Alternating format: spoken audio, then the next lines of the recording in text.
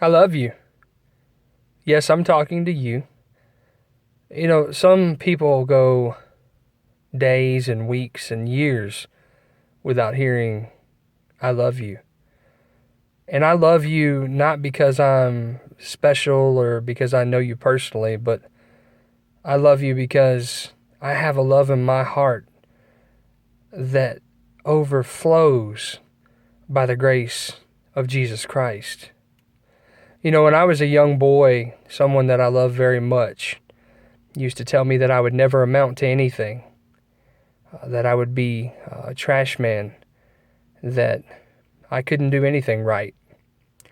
And though that was over 20 years ago, that still sticks with me today.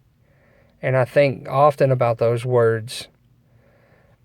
I want to tell you today that you're somebody special.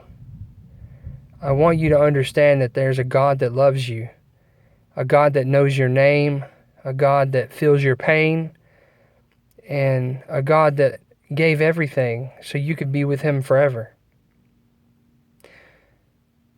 I know that sometimes our past and the mistakes that we've made seem like they're insurmountable, like nothing we can do is good enough. And see, when it comes to God, when it comes to having a relationship with Him, there isn't anything that we could do that would ever be good enough to know Him or for Him to love us.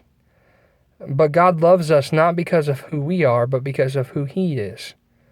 God loves us not because of anything that we do, but because of what Jesus did on the cross at Calvary.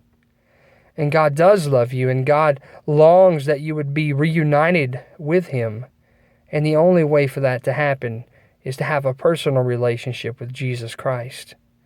You don't hear many preachers talk about it these days, but there is no other way to salvation than through a relationship with Jesus as your Lord, and you are saved by His grace and His finished work on the cross at Calvary. So today, if no one's told you, I want you to know that you are loved. Your life is important. God created you with a purpose. Sometimes in our pain and our sorrow and our loneliness, we can lose sight of those things. I want you to know that God loves you, that I love you, that you're never alone. And I want you to understand that if you have a friend or a family member that you don't talk to often, or someone who may be hurting, reach out to them and tell them not only do you know them, not only do you love them, but there's also a God that loves them. We can come to the throne of grace and we can come and humbly bow before Jesus by His grace, by His mercy. See, grace is receiving something that you never could have earned. And mercy is not receiving what you do deserve. Because of what Jesus has done out of His great love for you, you can be forgiven and free, and you can be with Him for eternity. You don't have to suffer one more day alone.